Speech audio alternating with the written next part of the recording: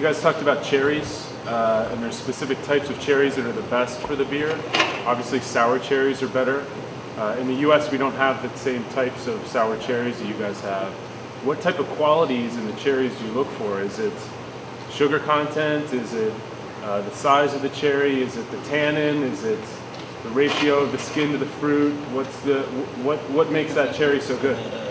Everybody's looking at the professor, so I'll tell you. It's a very interesting question. No answer. No, but the Tradition? The cherries have to be. Thanks. There's your answer. Thank you. The cherries have to be sour, but the best. It's why the Scarbeck cherry. It's why the Scarbeck cherries is a perfect fruit. I think it's the best fruit to produce a Lambic. When we have a good summer, a Scarbeck cherries contains the perfect balance between sweetness and sourness, and it's the best fruit in the world. And it's the perfect one to produce the Lambic. You need sourness, you need also sweetness and character, a bit like in the beer. In fact, the best varieties are wild cherries. And the smallest cherries give you the best beer. Because you have more tannin from the skin? There's a lot to say about cherries, yes. I think that Aragash found those type of cherries in US. They made a small batch who don't give color. I don't know why. But Rob said it was Montmorency cherries, and they Those are are common. Yes, but pale inside. coming from Yeah, but US. they are pale on the inside. Paul?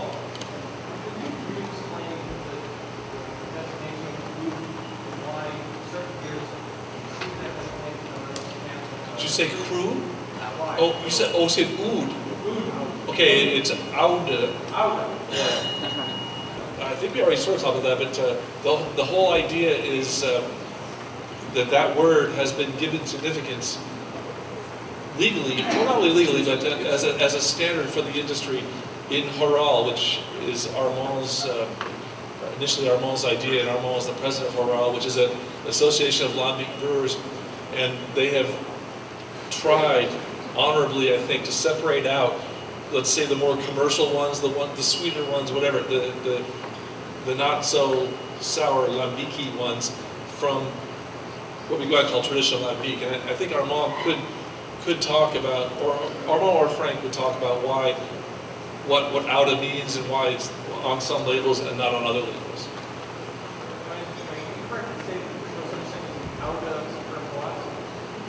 It seems that the term is only applied right now to Kriek and Goods, whereas Framboise there's no designation. My question is why I think it's not so easy.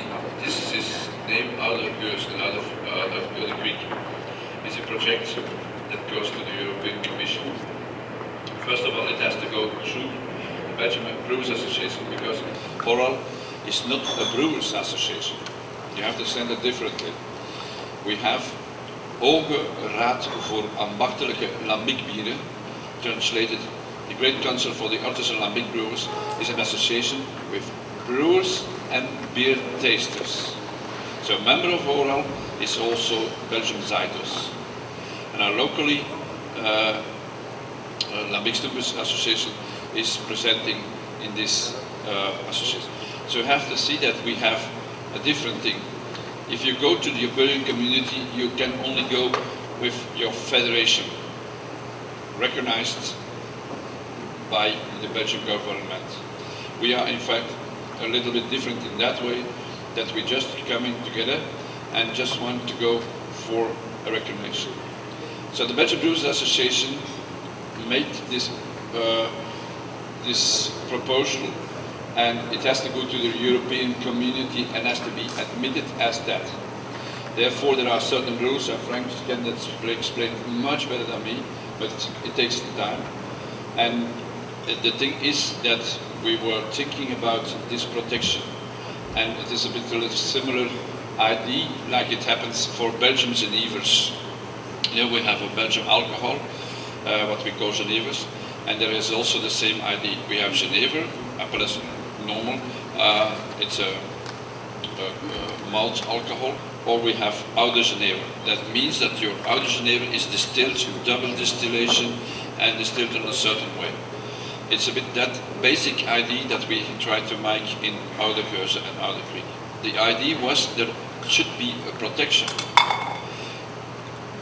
The European community has now such a protection and developed that more and more in that way that a certain appellation contrôlée, like you find them on bottles of French wine, for example, or that will nearly disappear.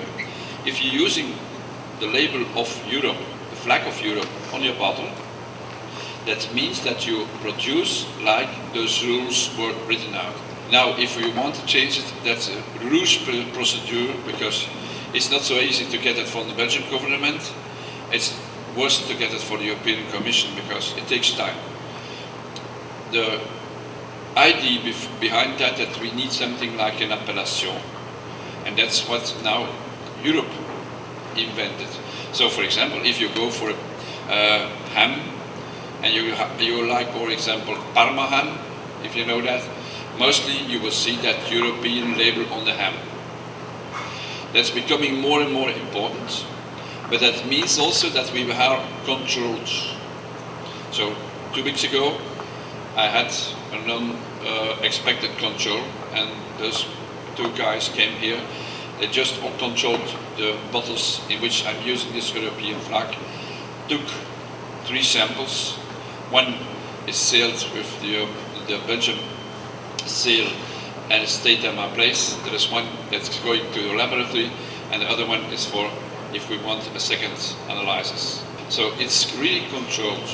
Working out from this appellation, the idea is that we have really a production method, we have also analysis methods, and that we also have more important regional production possibilities. So you have to do that in that region and not else.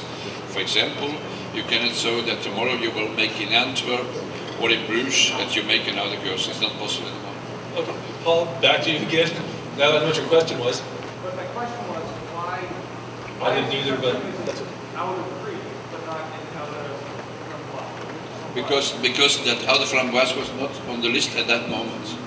It was not on the list, and it was not intended to, because the best the framboise keeps its taste when it's young. So we cannot give the message to the consumer that there is such a thing like buy this bottle and age it for a long time, it will improve. It is not. We think it is not. So I'll summarize that from both sides.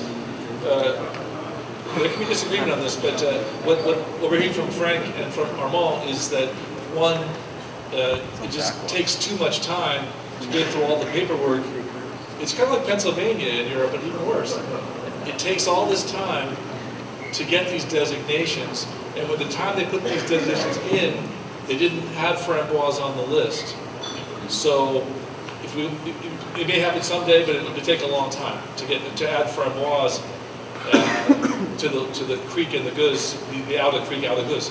What Frank's saying is that as a sort of a marketing matter for consumers, you don't want to add the Eau de to the framboise name because they might think, oh, I don't want an old, Eau de meaning old. I don't want an old framboise. That's not very tasty.